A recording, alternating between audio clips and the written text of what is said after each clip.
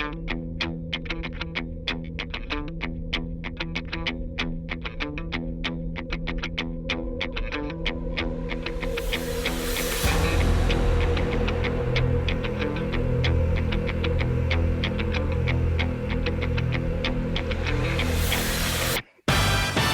up, everyone? Welcome to the North Leeds Jitz podcast. Today we're joined by Professor Bradley Hill.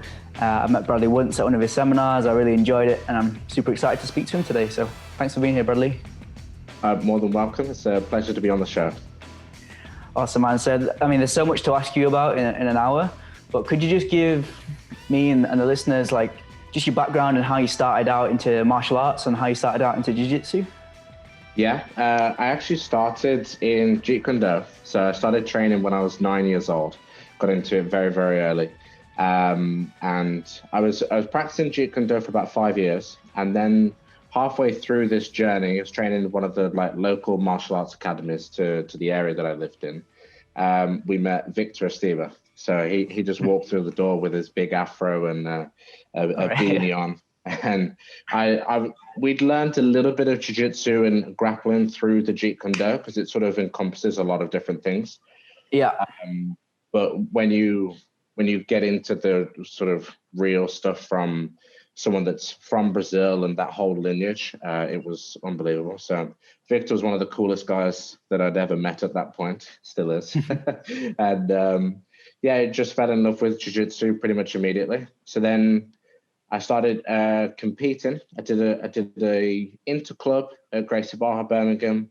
I did the British Open for the first time, and then just sort of once I got that avenue to compete, then put all of my eggs in one basket and moved to Gracie Barra, Birmingham to train, and sort of went fully fledged into trying to compete and enjoy jiu-jitsu. So what was it that led you to the Jeet Kune Do in the first place? Was that your parents doing, or had you had an interest in martial arts just naturally? It was actually a little bit through a little bit of bullying. So my dad had trained karate. So I had a few issues at school. I was a little bit of a chubby, overweight kid.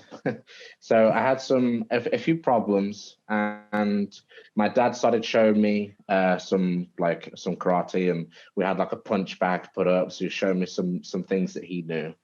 And then we had a flyer come through the door for this martial arts concepts. And then I went round with my mom to go and see, and then pretty much all of us signed up. So there was me, my sister, my twin sister joined as well. My mom joined, my cousins and her family. So Laura Barker, just won the Europeans this year, black belt in jiu-jitsu as well. She joined in with us, as well as her sister Katie. And then there's a full family joining together and all training martial arts. It was brilliant. Wow, that was a good day for that Jeet Kune Do school, right? You were buzzing. Yeah, everybody all together. Yeah, 10 sign-ups there, happy days. Yeah. People getting after it. So what was it about the jiu-jitsu you think that kind of sunk its hooks into you? Yeah, it's a good one. I think it's just the limitlessness of jiu-jitsu. I'm still learning today. I've been training 17 years, and I still pick up new techniques or find a variation of something to something I'm doing already. And I think that part of jiu-jitsu, that it's constantly evolving, is what really draws me towards it. At the time, we were doing a lot of striking martial arts, but I feel like you get limited on how many combinations you can really throw with your hands. And of course, there's loads of different levels to boxing and kickboxing and things, but I just got stuck in with jiu-jitsu and how technical it can be and how much you can learn within that realm. Right. Something maybe you could give us some advice on is we've got a lot of members who have been very high level at what they do, whether it be like CrossFit or things like that, and have now come to jiu-jitsu, and obviously all beginning students. And they can sometimes they're getting a bit frustrated that they aren't as good as they may have expected when they were doing Zoom classes online and that kind of thing. Yeah. Do you still get kind of frustrated when you're learning maybe some new things you haven't looked at before, or where's the growth kind of there? I think you've got to come in with that white belt mentality. So even though you might, so for instance, I started wrestling quite a lot recently. So I'm trying to learn how to wrestle. But that's refreshing to me because now I'm going into something that I am going to get took down all the time and get battered by a lot of guys. And it's at the beginning, you have to check your ego because I'm like, well, I'm a jiu-jitsu black belt. I'm used to submitting everybody that I train with and having a good time and being in control. But then to me, the nice part to it is putting myself in that position where I'm the white belt again. That now you get this, instead of me just picking up like one small detail of a technique, now everything that I'm learning is completely brand new. And I'm like, wow, like my eyes are completely open to the world of wrestling. So then everything becomes quite enjoyable. So it's the same sort of thing with if I transfer from any other skill. If I'm brilliant at one thing and then I start off at a much lower level in a new sport or a new discipline, then you just really need to jump in with both feet and enjoy that white belt time, because it's one of the most exciting times when you're first learning something and it's brand new to you. And so I wouldn't rush in trying to get good at something. Really enjoy this process. So just have as much fun as you can, rolling around, not having a clue what you're doing, but just enjoy it. For sure. I'm going to come back to both those points about the wrestling, but Bradley, Professor Mike. Bradley, how you doing, bro? You okay? How's it going, man? Yeah, all good. No, you won't remember me, I don't think, but we did share them out a couple of times at Braulio's place ages ago. So, oh really? Good to see you again, man. Yeah, when you were a little boy, mate, when you were a kid. That's how old I am. What belt was that? Oh, I don't know, man. I think you were a blue belt. Oh, yeah. We kind of came up. So I'm under Victor. And we came up a similar kind of time, but like you and Ollie were like 16, 18, and I was like 30. And I was just dipping in and out, and you guys were on it every single day. But so good to see you again, bro. I'm going to apologize to you and everyone listening. I'm going to have to run to pick my kid up from school in 10 minutes. That's the life I'm living, mate. But you keep living the jiu-jitsu lifestyle. Killing it out there, killing it. President, do you have any questions? Because I know you have to shoot off for Bradley, like you wanted to ask, or do you want me to leave? I'd love to know, well, can we go controversial? You know me. I'd love to know what happened and why you're not in Gracie Barra anymore. I'd love to know that, but we can do that later. And I'd love to know where you're, because you've got a really, in my opinion, I love your jiu-jitsu. Like Jen, I really love your jiu-jitsu, man. I think you bring it. When I saw you on the latest Polaris, you fuse a really nice kind of eclectic mix of styles, in my opinion, with the wrestling and all that kind of good stuff. And I'd like to know kind of how you developed your game and where you see your game developing in the future, because I do see you as and I've followed you obviously over time as a Gracie Barra athlete in the world and everything else. I'd like to understand how you approach your jiu-jitsu and how you develop it yourself. Mm-hmm. Well, I was saying earlier about how expansive jiu-jitsu is, and that's really what draws me to it, is the limitlessness of learning within jiu-jitsu. So there are so many avenues to go down. I mean, you could focus on guard forever and be a specialist in one particular area, or I like to try to be good at everything, because it's just within my nature to try to learn as much as possible. So obviously, during blue belt, purple belt, I was only a guard player. I had no passing at all, no understanding of top position. But then you start to learn that. Then you add in the leg locks and the heel hooks. And then now I'm introducing the sort of standing position. So again, I think the reason I've got such a broad style of jiu-jitsu is because I'm constantly trying to learn. I think a lot of people, especially when they get towards brown and black, is they know what they're good at and they stick with that. So it's like, oh, I'm a smash passer and I finish with a kimura. And people are like, that's my game. And they don't deviate from that position. Whereas I try to be good at that thing and then immediately throw it away and say, okay, now can I try to be good at something else and become a master in as many fields as possible. So it's been quite helpful learning wrestling and trying to implement that into the style, because I mean, I'm sure we'll talk a lot about wrestling during this anyway, but it really helps. Just the philosophy of wrestling is so helpful towards your game, not even just the idea of having takedowns. So it's not just the ability to score 2 points at the start of a match. It's about the grind and the finishing of shots, and when you get stuck in a bad position, to really fight out of it. Because a lot of times in jiu-jitsu, we have this culture of being relaxed and calm down, bro. It's almost right of like the position, right? Yeah, sort of accepting things and just going along with it, because your technique will ultimately come out and you'll find a way to get yourself free, which of course I believe in wholeheartedly. But when you're in a 5-minute match on Polaris, sometimes you've got to go a bit faster and drive in out of position to really grind. So that's one of the things that I think wrestling really helps with. I'd love to start to learn some judo as well, because I think that works so well with, especially in the gi.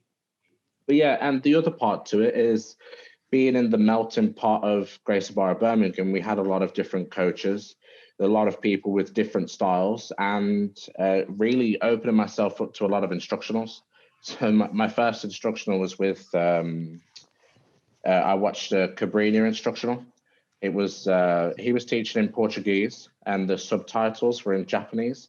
So I had no idea what he was saying.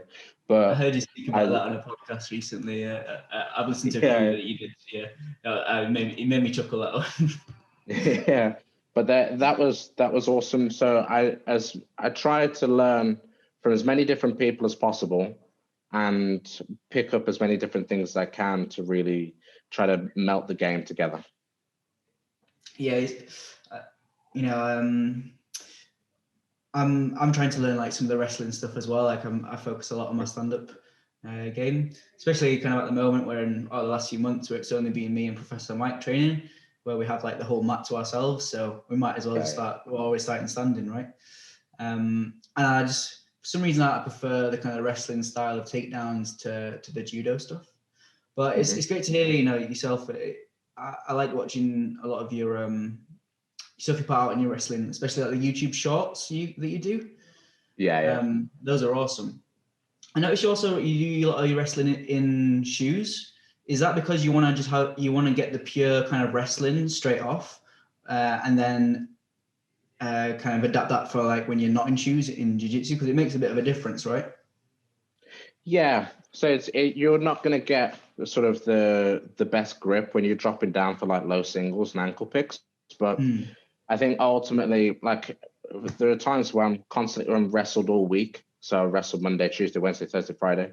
And if I'm making shots all the time and scraping my toes and things or getting mat burns, then it's just a lot easier for life to put some boots on. That, as well as, again, I want to immerse myself into the art. So as much as I've tried to do that with jiu-jitsu and learn that as much as possible, I also want to do that in wrestling. So I do try to learn how to pin people and the scoring mechanics of wrestling. So how to roll somebody and things that are completely almost useless for jiu-jitsu. But there's, in my eyes, if I'm going to learn it, I may as well learn the full thing rather than just cut out 20% that's effective for the martial art that I also practice. I may as well try to get good at both things. Yeah, that's such a humble thing to do. I spoke to Professor Pedro Coelho, who owns Gracie Barra Cascais in Portugal, and he has a similar thing, but with judo, right? So he went back already like a 2nd degree black belt in jiu-jitsu, but then went back, put his white belt on to get good at judo. Now he's like a brown belt, and he's telling me like, put the white belt on, learn their style, even if it won't adapt, always perfectly to jiu-jitsu. Yeah, because I think obviously when someone says that this translates well to jiu-jitsu, again, it's someone's individual opinion of this would work well. But again, there's so many different styles of jiu-jitsu and forms of grappling that you can pick up something and it could be as sort of so far out there on a particular technique. But then if you put enough time into it, you can make it work for you. So you see this a lot with sort of like the 10th planet style, where it's very reliant on flexibility. And 90% of people can't use that effectively in their game because they're just not flexible enough to play rubber guard or something else. But then you do have those 10% that play it brilliantly and they can use it in their game comfortably. Do you know what I mean? So instead of just saying, well, that doesn't work at all, there are some parts that can be very beneficial to like the mass that go across to jiu-jitsu. So like I recently did the wrestle jits, so I'm trying to give an idea of what techniques work well for me in wrestling that I use in jiu-jitsu. So then I show you a handful of techniques that I use in my sparring all the time. But again, if you're a different body shape to me or a different body type, then you might have extra long reach and you might be really good at ankle picks, or you might be super strong and just be really explosive and be great at a double leg. You know what I mean? I don't tend to use double legs too often, but you see someone like Nicky Rod who hits doubles, like blast doubles, taking both people off the air at the same time. So I think that's why I find it so important to really immerse yourself into the practice itself, is because I don't really think someone can tell you what's going to work well for you aside from what you can tell yourself will work well. Right. I know Professor Mike had mentioned that you're going up to, and you don't have to confirm anything yet, but Harrogate at some point to teach a seminar, I think later in the year. And he mentioned in passing that he would love to have you up to teach a seminar here, maybe on some kind of stand-up stuff, which would be awesome. Yeah, that'd be great, man. If we could organise that, that'd be great. We've got our first seminar. It's going to be Victor, actually. Awesome. It's like the 4th of July. Have you got a good Victor Esteba story for us? Because you've obviously known him for so long now. Yeah. Oh, wow. Victor Esteba stories. The first time I traveled with him, me and Ollie went to the Pan Ams. So we went to California. That was like one of the best trips that I've been on, because I think it was the first time where I traveled without somebody. Like usually I was going with my mom to all the tournaments. So it's mom in the corner cheering me on, saying, "Go on, Brads." But when I went to the Pan Ams with Victor and Ollie, I think we were both purple belts. The first time I got there, I was proper jet lagged, so I fell to sleep pretty much straight away, just on top of the bed, not even under the covers. And I just woke up like an hour later to Victor and Ollie just laughing at me. I was like, what the hell? Like, I'm spaced out. I honestly thought I'd peed myself. I was like, how could they be laughing at me so much? And they had put some toothpaste on my face to try I don't know, put some toothpaste on, and they were just laughing, waiting for me to wake up. And I had no idea what was going on, but yeah, that was pretty great. And then I also got pushed in the pool by him as well. There was a full week of just pranks and having fun being out in California. Was that kind of on purpose? Because obviously you're there to like compete, so it keeps things lighthearted. Does that keep the nerves down? Yeah, I mean that's just the culture of guys in a room and being on a trip with each other. Do you know what I mean? Right. Like the thing whenever we go to compete, like there's been a lot of times where we'll travel with Gracie Bar and Nottingham guys, and then there's a full house of like 10 or 12 people, and no matter how focused you want to be on the competition, you can't help yourself but enjoy your time in California. I mean, you're in a beautiful place, the sun's shining, and you're around your friends. So the first 10 days of it, you're just loving life and laughing and joking with your mates. And then eventually the sort of night before the competition, then it dawns on you that actually you're here for a world championship.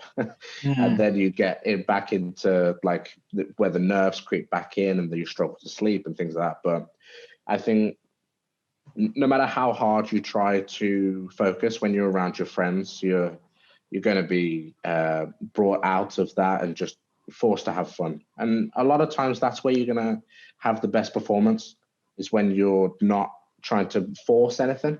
So instead of me trying to say, I need to be focused or start pacing up and down to try and get ready for a match, there's no idea of really getting ready. It is like being ready naturally. So at any point I could grapple with somebody and I could do well or I could do bad. The outcome is completely out of my control.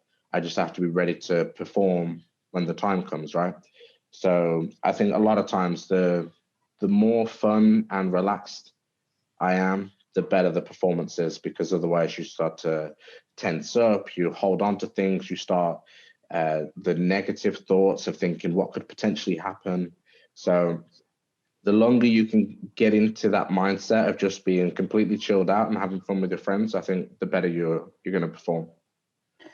Also, is that just for you, or do you also give that advice to kind of maybe new students that are looking to compete for the first few times? Yeah, I mean, the thing with competing is, like, I've been competing for 12 years, and every single time that I go to competition, it's always a new experience. And what you did for the previous competition can't be replicated for the next one. Do you know what I mean? It's not like you can say, well, that worked really well for me. I'm just going to have the same style. And every time I get there, I'm going to do 10 push-ups. I'm going to breathe hard, and I'm going to listen to this playlist, because eventually you get fed up with the music you're playing, and then you get that doesn't do it for you anymore. Right. So it's not necessarily having this external source to be ready, but just accepting the fact that I am nervous, I'm scared to go and compete, but I'm going to do it anyway. And it's within that the courage seeps through and the action can take place. So I think, yeah, my advice to a lot of people would just be to go out and have fun. I think a lot of people put a little bit too much pressure on themselves to perform. So like the last Polaris, I was with Jamie Paxman and Tyrone Elliott. We were both in the room with each other, laughing and joking the day of the squads. So there was no like, okay, I need my space now. Let me go into my zone and get ready. I was still laughing and joking with Jamie and Tyrone backstage before the matches and during the matches. So yeah, I think the more you can get into just this natural atmosphere, the better. Kind of keeping on like a similar vein, you're so well known for your Omaplata, that you got the nickname Omaplata Man, as anyone that kind of Google's Bradley Hill now, if anyone's listening, was like, I want to know more about Bradley, you'll hear a lot about his Omaplata. And it's, we were speaking to Pedro Marino recently on the podcast, and he's really well known for his guillotine and stuff. Do you advise students to kind of have a special move, something they get really good at and know really well? Yeah, I mean, especially at a lower belt, I think having a finishing move is the most important thing to go into a competition, just because it's something that you need to be able to pull out from your sleeve. If I'm losing a match and I can catch somebody in submission, especially something like a guillotine, I mean, that you can go from losing 20-0 and somehow catch a guy's neck and you've won the fight. So it's always helpful to have that submission ready and available whenever you need it. And it really helps you to build a game around a particular thing. I think sometimes when we're at white and blue belt, we're struggling to have an idea of what we should be practicing, or the direction that I should be going in. Should I focus on this? Should I play on top? Should I pull guard? Should I go for takedowns?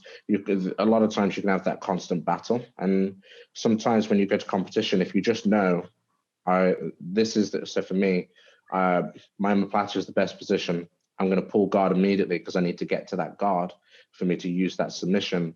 Then it really centers you and focuses on what you want to do in the match. And then obviously from that point, then I can build separate A games and say, okay, this person's got really good passing, so now I'll wrestle. But at the beginning, you don't have all these tools to say, okay, well, I can use this for the job. So you need to make sure you're particularly good at one aspect and force that aspect in the match. Like one thing that I use as an example is if I'm a great tennis player, but I'm only good on the AstroTurf, then I shouldn't be accepting matches on clay and grass and everything else, you see. So I need to make sure that I put the ball in my court and make sure I'm forcing a particular game. So I couldn't let somebody pull guard on me first. I have to make sure I play bottom position, things like that. So I think once you have a focus and a direction as to where you want the match to go, then you're already a step ahead from the guy that's still questioning 15 minutes before it's about to fight. coach, should I go for a takedown or should I pull? Right. I don't know, bro. Man, I'm trying to think about kind of like putting myself in your shoes a little bit, like starting jiu-jitsu at 12 with all these like killers around, like Victor and Braulio and Ollie and all these guys. Like, you must have learned so much about just adversity and going through kind of tough times and having bad days on the mat where you just kind of like want to walk off and cry. And what kind of advice do you give to people now, like with that kind of background, like having been through so many amazingly tough roles, I'm sure? Yeah, it's just a matter of accepting it and enjoying it again. So, like, especially when I was a kid, I was training with a lot of the adults, and you get to a point where you get so good as a kid that then it gets past the point where people are like, oh, as a kid. It's because a lot of people, when you first start training, I'm a yellow belt or orange belt, I'm good, but it's fun to roll with because you're just moving around with the kid in the class until the kid gets good and then he starts strangling you. And then you're like, shit, I don't want to train with a kid anymore because now I'm getting beat up by someone that I shouldn't be beat up by. So then either, oh, go on. I was gonna say I worked at Gracie Bar Bondi for a little bit, and there was a kid there called Hugo who's like 14, like an orange and white belt, and he had a nasty loop choke, and if he caught you with it, he was going in. Yeah, so you get to a point where either people, when they do train with you, they want to go hard as possible because they can't get beaten by the kid, or they don't want to train with you at all to save the humiliation. So then what ends up happening is people start to go harder, and then the level increases again, and then you start training with better and better people. So then you're no longer beating people you're training with, you're getting smashed again. And it's this constant cycle of being bust up in training, stuck in bottom side control, at the time not knowing how to get out from side control. So you just crush underneath somebody, and then you think, wow, I should have done something differently, and you try and do that in the next round. But yeah, just like with training today, I'm still trying to force myself to train with people that can bust me up so I can still be the quote unquote hammer or the nail. Do you know what I mean? Because you can't have every day being the hammer and destroying everybody, because then you're not necessarily putting yourself in any area of discomfort, and you're not going to be learning as much. So I also don't think that you need to be the nail all the time and getting battered in all of your training either. So that doesn't necessarily help. So you need a good balance of having roles with people that you can quite easily beat, and then you can practice techniques on. So, for instance, when I first started learning how to pass guard as a brown belt, embarrassing, but I pretty much had no idea of how to pass guard, and the close guard was my mortal enemy. Absolutely hated the position. There was one guy in the class that always triangled me, and if I got to close guard, I may as well just tapped out because my fate was sealed, right? So I decided, okay, enough is enough. Instead of me running away from the close guard, I have to practice this position. I have to force myself into it. Now, if I train with my brown belt and black, I was a brown belt at the time. So if I train with my brown belt and black belt friends, I'm going to get smashed inside the close guard. So I have to go to one of the white belts and say, hey, bro, could you put me in close guard? I'm going to see if I can get out of your close guard. And I escape. I get swept. I escape. I'm getting comfortable with the positions, discovering what passes work well for me, what methods of sort of standing. And then once I can comfortably pass that white belt's guard, then I say, okay, I grab the next blue belt. I say, hey, bro, can you put me in close guard? Right. And I do the same thing until I can go back training with my friends that are brown and black belts. And now I can survive on the close guard, and I can build up my resistance in that particular position. Mm-hmm. So I think it's a similar thing when you're training like as a white belt or blue belt. You've got to make sure you have some roles where you can beat your partner, and you can use that time to practice some new things. So if you just watched a new technique on YouTube, or you see something cool, you want to give that a try in class, then you need to be using that on the guys that you can comfortably beat. You also need some rounds against people that are going to squash you, and you need to work on your defense. So you go and pick the brown belts, purple belts, black belts, and you get crushed a little bit. And then you also need to train with the other blue belts that are just as tough as you are. And you're going to have a really solid roll. And maybe you score like it's 2-2 and I got a sweep and the other person got a sweep. And that was a good round for developing sort of toughness and your competition game. Do you know what I mean? Your A game style techniques. I think if you can build your training around all of those aspects and you have like one round of being able to practice new things, a few rounds of going head to head with someone that's close to your level, and another round where you're getting crushed by somebody and you're tasting a bit of defeat in bottom side control, then you're on your way to leveling up all aspects of your game. That's amazing, man. Like, do you have like your own kind of unique style of teaching? Because you obviously had a lot of great teachers. Have you taken little bits from everyone and made your own kind of thing? What's your kind of philosophy around that? Yeah, I would say so. I take things again. It comes back to the Jeet Kune Do philosophy of take what's useful and remove what's not. So if I go to a school and I really enjoy the way someone is showing a certain technique or a certain detail, then it's like, okay, that's a little nugget. Add that into the teaching style and things like that. And again, you need to adapt it for certain students. So I'm quite fortunate where I have a few people that I teach directly, because there's a difference between coaching and going with someone to a competition and then being there for them, consoling them on their losses and celebrating their victories, and strictly teaching a class. If I put a class on a Monday and I'm teaching 30 guys, then I can't give everybody the same level of attention that I would give to a competitor that I'm helping prepare for a world championship, right? So in that case, I try, if I'm in a class, I'm trying to relay the technique as well as possible for everyone to understand, depending on the level. So these are, say, an Americana. I break it down to these simple steps. These are the most important things you need to know. If you can add this in, then great, but don't worry if you can't. Whereas I'm also going to have classes with people that are preparing for competition that now you've got to develop them sort of not only physically, but also emotionally as well. So somebody might have had a really tough time and they got battered in training and it's a week before the competition.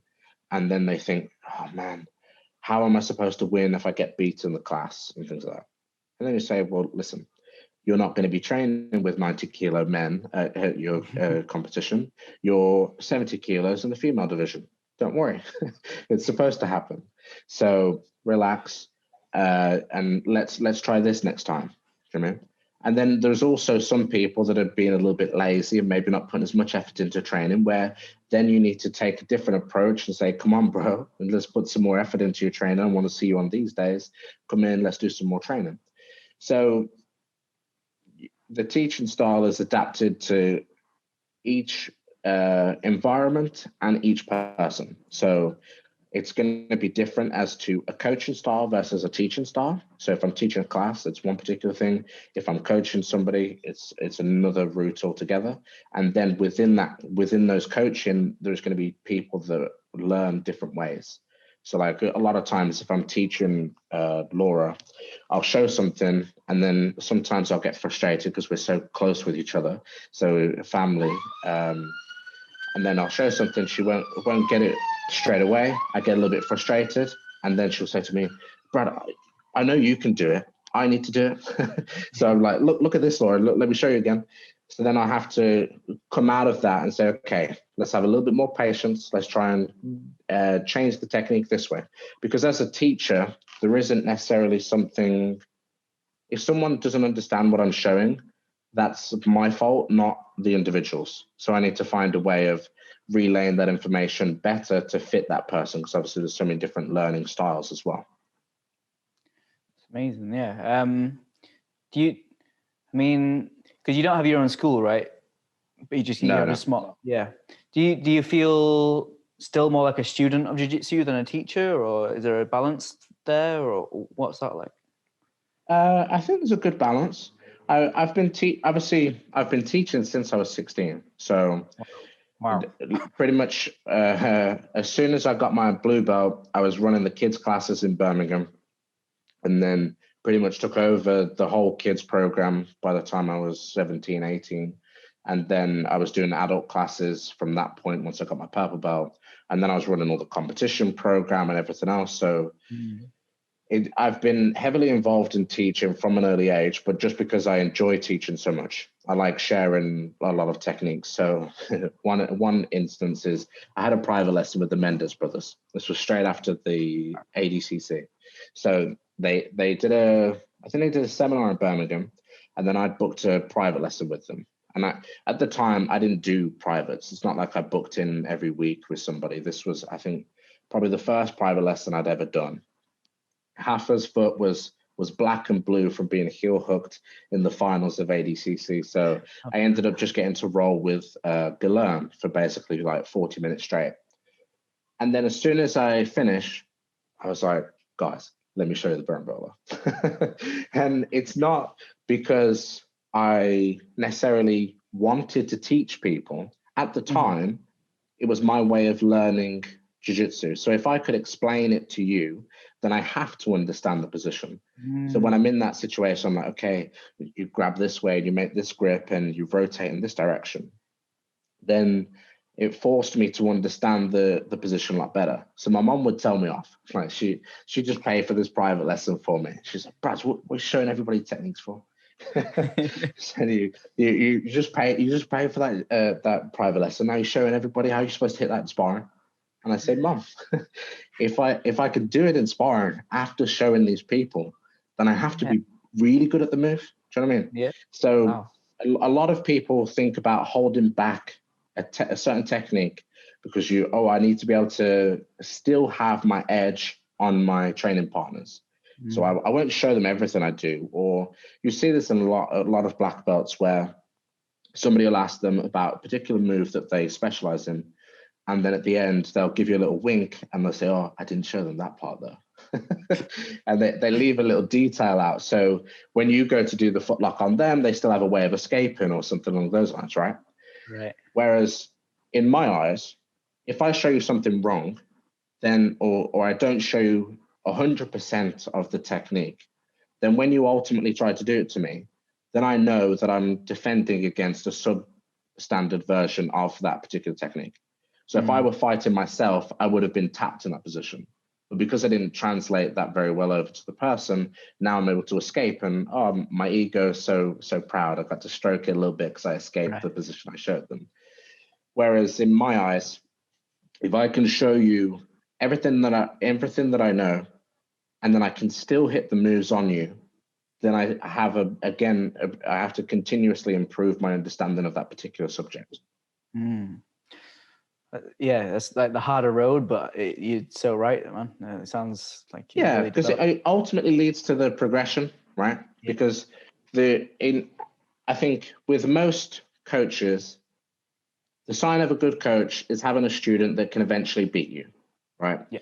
So you don't want to be this coach that is just destroying everybody in training every day and nobody ever touches you and you're like the king of the castle, because eventually you must not be doing your job well enough if people aren't getting close to you, because you're not showing people and not developing the group. So I want to get to a point where my students are busting me up and I'm like, okay, you guys are at the top now, go and compete, enjoy yourselves. And I'm just having fun in jiu-jitsu again, just teaching techniques. Hopefully that's when I get to masters, and still a while away. But that's the goal eventually. I think it was Professor Tom Harris who was saying a little bit about that to us. He was saying like when his students get to his level, that's when he can start to learn again, because they're going to push him to then adapt his game and do things even better, right? We're hoping to start a competition team here as soon as we can. Basically, we've already got lots of people asking about it and inquiring. Is there anything, we've been teaching for a lot of years now, as you said, where you can set up an environment for a comp team class that you found has worked really well, or that's worked really well for you, or anything like that? Well, I think the competition team just really adds to the community aspect of your training, because when you start martial arts, you're immediately joining part of a family as opposed to just going and exercising for 30 minutes and then going home. So as soon as you start your membership and you put a gi on and you tie your belt and you're all wearing the same gis, you're now part of the same family. So especially training martial arts, you have to put a lot of trust in your training partners because you are rolling 100%. You're trying to strangle another person, right? You're trying to break somebody's arm. Obviously, they tap before that happens, but you're placing a lot of trust in your partner to not hurt you and for you to not hurt them. So you're already building this bond.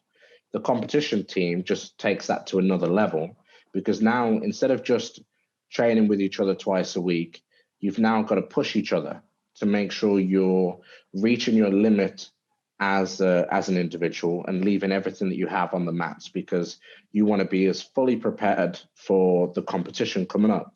So you need to make sure, first of all, that you're not only coming to training when you feel like it, but you're going to train because your partners need you. You see, you now become really part of the team because now everybody else needs you. Do you know what I mean? Like if I show up and I need to prepare for Polaris and all my friends are like, oh, my back hurts or my knee's a bit stiff and I don't feel like going tonight, I'm going to be on Modern Warfare. And it's like, guys, come on, I need your help. We need to get to the competition. So you're immediately forced into that team aspect where you're not only thinking about yourself anymore, and which is one of the funny things with jiu-jitsu is obviously we train in teams and we prepare in competition for teams, but then ultimately you're an individual once you step out onto the mat. But you also wouldn't be there ready to step on the mat if it weren't for those people beforehand. So it's this like strange phenomenon. But I think it obviously super helpful to have that competition class because you need to be able to push each other, drive, and now the intensity of training will change a little bit. You're gonna have to focus on certain things, play your A game. Positions now is where I spoke about earlier, where you have those rounds to try to test out new techniques. Now you've got to throw that away a second, and now it's full competition mode. And no matter who you train with, it's pull guard, omoplata, try to get the tap. Okay, done. Go again. Pull guard, omoplata. Do you know what I mean? Rather than me trying to test different things.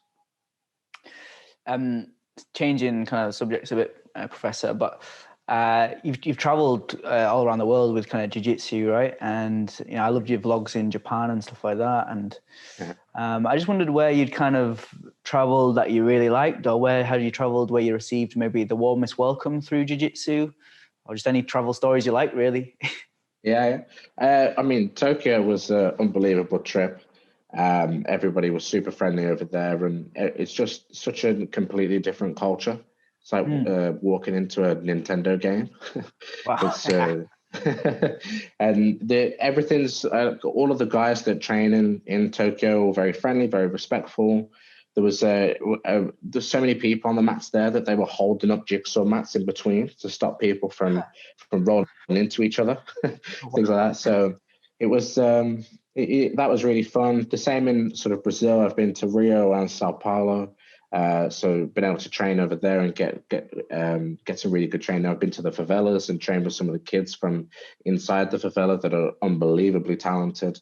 But yeah, I mean, to me, there's nothing better than England. I do love home.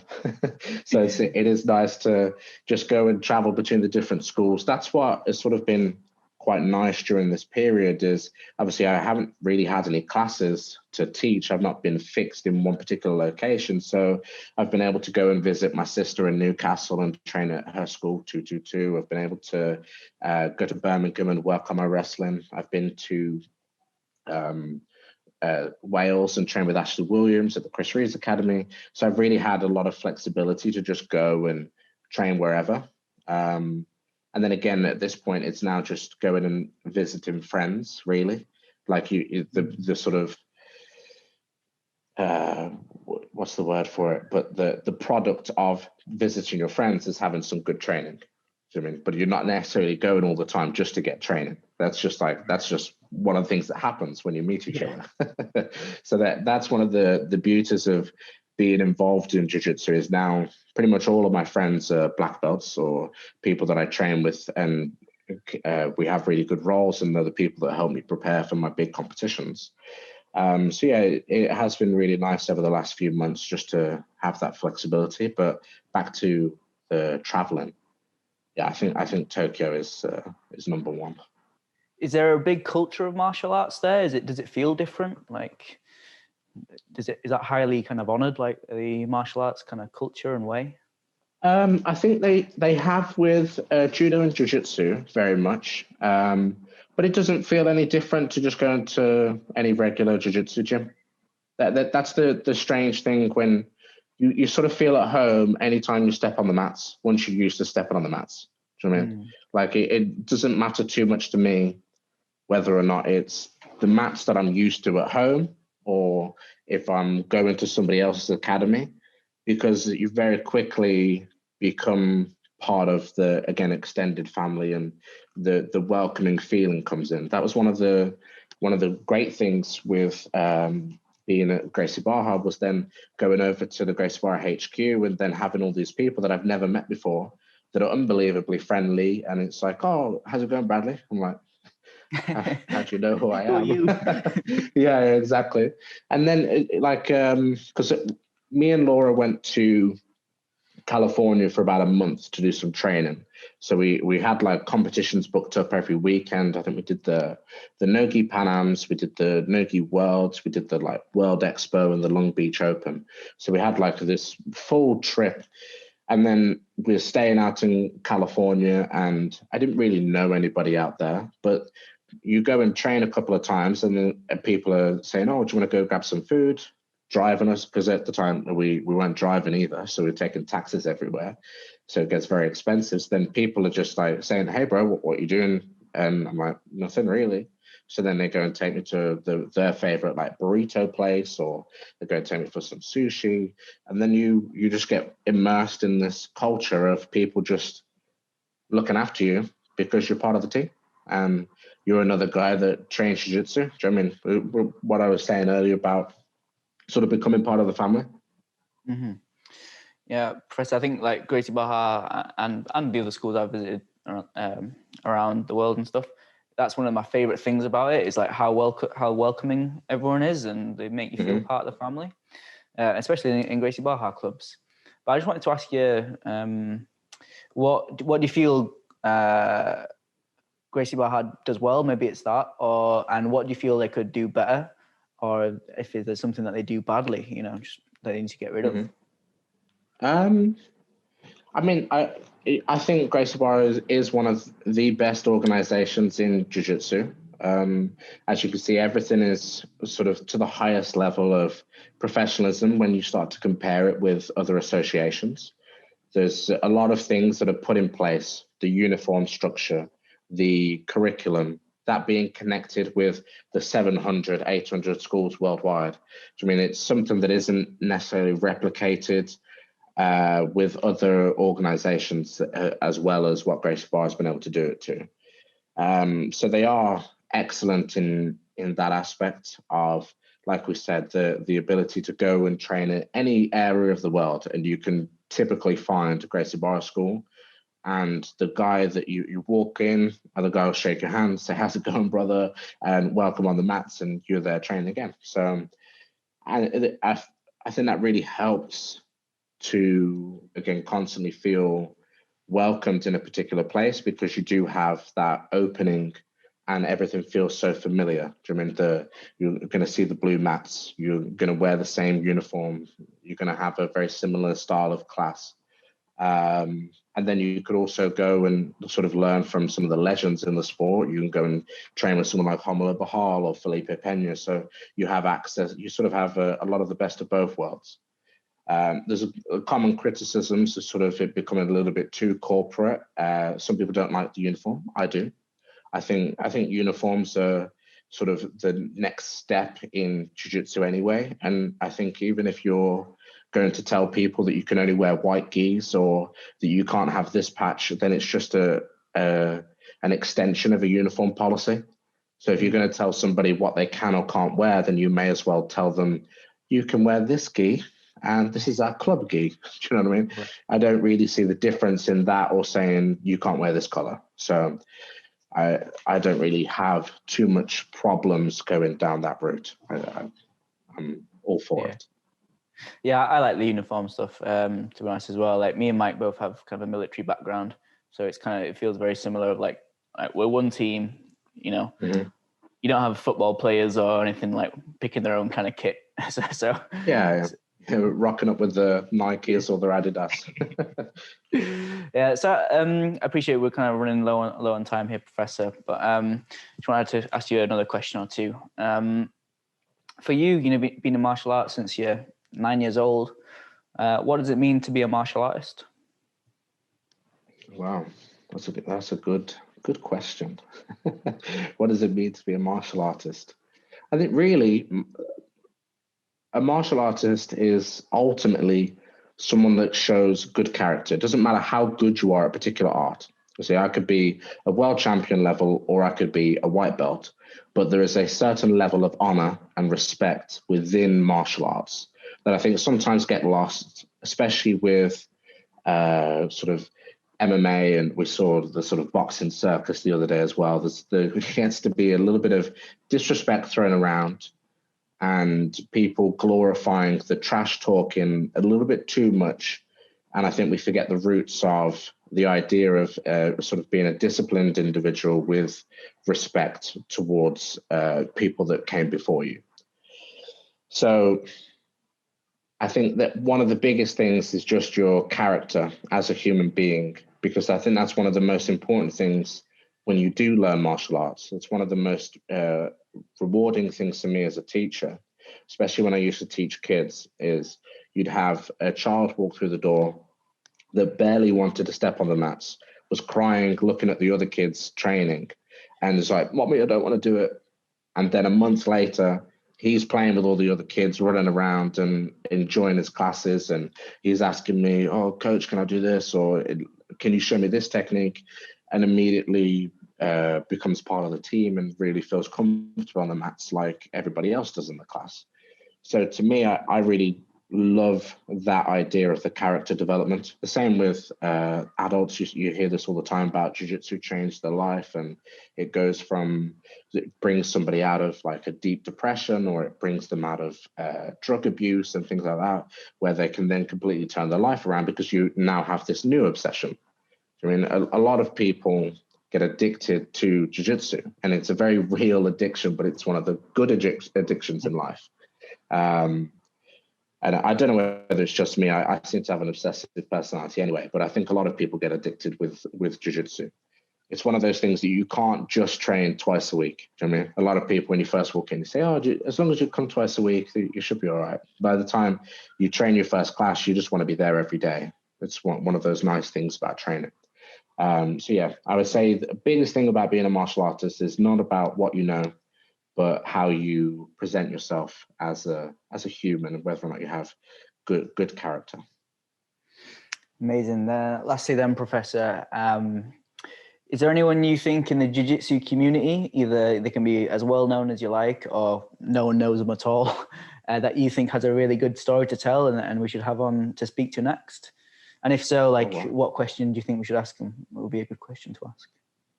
Wow. I don't know, man.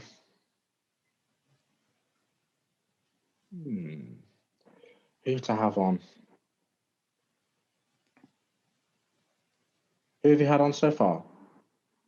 Well, we've had a lot of GB athletes. So we've had like, recently comes to mind, we've just had Professor Piano at Gracie Barra West Chase. Then we had Pedro Marino, Ana Laura. We had Victor on. Yeah. My mind's blanking, but we just had a guy out under Half Gracie who's visiting us. We had him on. He was quite cool. Nice.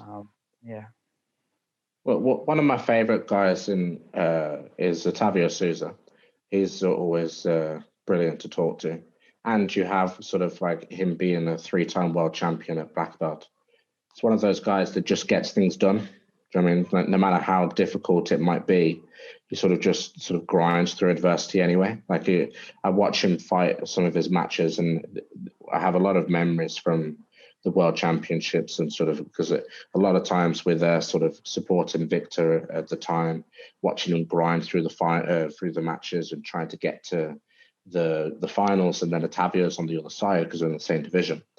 But it's such a killer's row, that middleweight black belt division, which I'm now a part of.